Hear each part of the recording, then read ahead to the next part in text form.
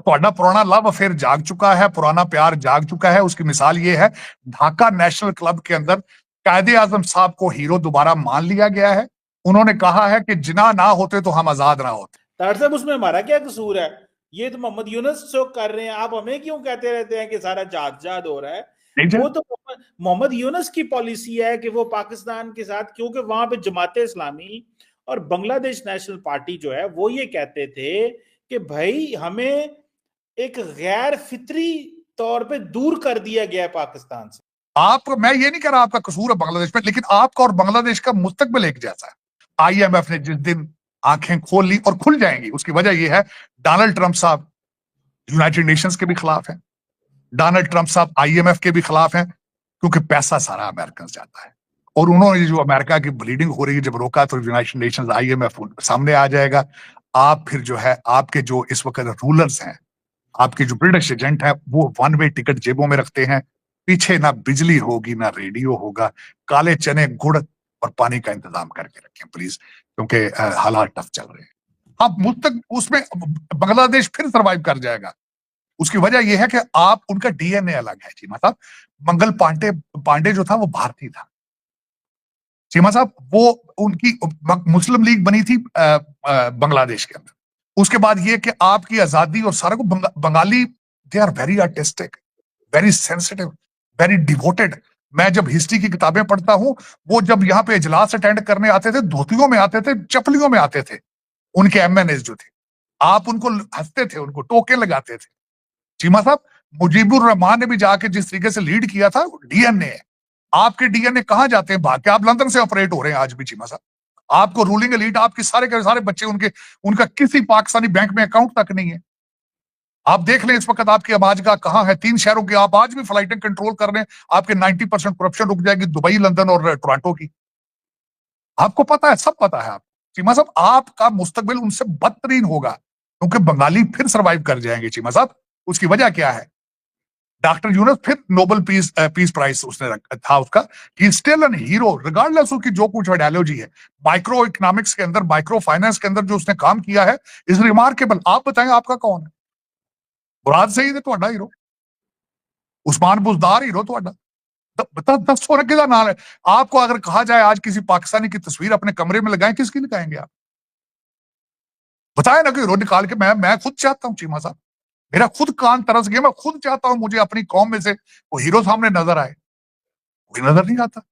किरदार ही कोई नहीं चीमा साहब। शराफत प्रमोट करना छोड़ी तब जाती है अगर शराफत हो तो। कहते हैं बदनामी तो तब होती है अगर नाम हो तो। चीमा साहब, जुल्म ना करें। जुल्म खैर कर रहे हैं, आप किसी के ऊपर नहीं कर रहे, अपने आप पे कर रहे हैं।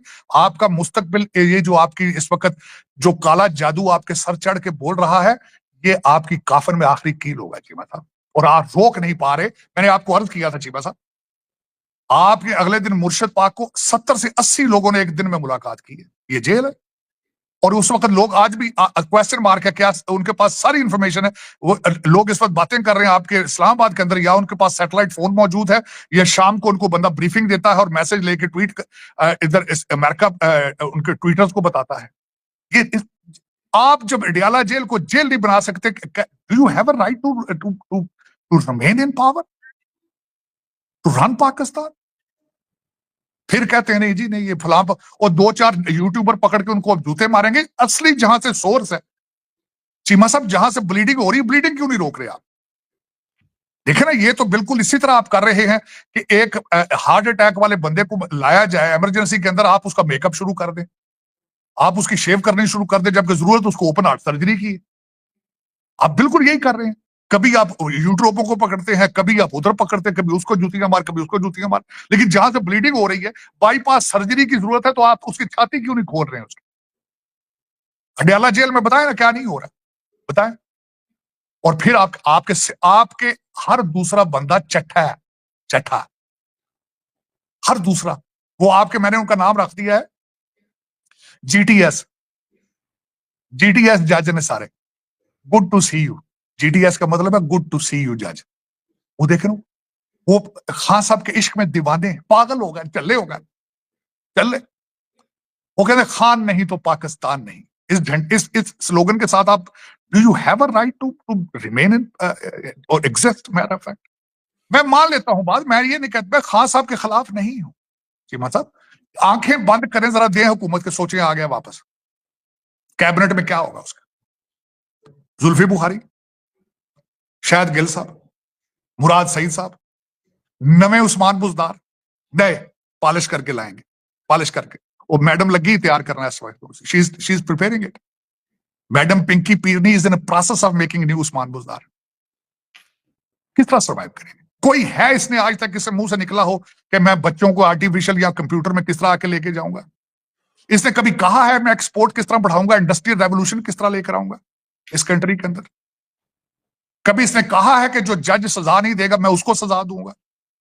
कभी इसने कहा है कि कोई मुझसे भी ज्यादा अकलमंद है बंदा? कभी आज तक? जिस बंदे को यही ना पता हो, कहता हो कि पाकिस्तान के अंदर 12 मौसम है, जर्मनी जापान का बॉर्डर में ला देता है, कहता सियाना मैं ही, मेरे तो कहते भाई कोई नहीं बंदा, कहता मैं पीछे हट जाओ, कहना मुझसे ज्यादा वेस्ट को समझते ही कोई नहीं, चलो जी तुसी कर लो, चलाया।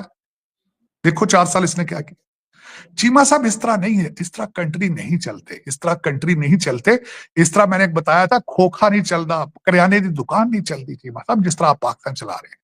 तौबा करो। और एक मैंने जो अमेरिका में आगे सबसे बात सीखी चीमा साहब, अपनी गलती को कन्फेशन किए बगैर इस्लाह नहीं होती। आपका दिमाग ही नहीं एक्सेप्ट करता इस चीज को। जब तक आप गलती को एक्सेप्ट ना करें कि मुझसे गलती होगी, मैं ये गलती नहीं करूंगा। आपने 77 ईयर्स के अंदर इन चीजों का तदारक ही नहीं किया। आपको सबसे पहले तो चाहिए 1947 की गलती तस्लीम करें, माफी मांगे मुहाजिरीन से जिनकी माएं और बहनें आपने खराब करके यहाँ पे आए हैं। पहले तुमसे माफी मांगे, फिर 73 की गलतियां माफी मांगे, फिर करप्शन की माफियां मांगे, और $150 बिलियन का जो वो एक बच्चा जरा था ना, वो बुढ़ा सी दाढ़ी मुश्त वगैरह असेंबली चीखता था, हम ला के इसके मुंह पे मारेगी तो उसके मुंह पे मारेगी, वो उसको कहे कि $1.5 बिलियन जो आपका बाहर पड़ा है, जिसका आपके कई फाइनेंस मिनिस्टर टीवी पे बैठ के कह चुके हैं, पहले तो वो लाने का बंदोबस्त करें। मैंने कहा था हमारे आर्मी चीफ साहब जब भी पहला दौरा होता है वो सबसे पहले जाते हैं सऊदी अरेबिया। मैंने आपके ब्लॉग में कहा था कि काश हमारा आर्मी चीफ वहां से उनसे सिर्फ ये पूछ के आए कि तुम लोगों से पैसे किस तरह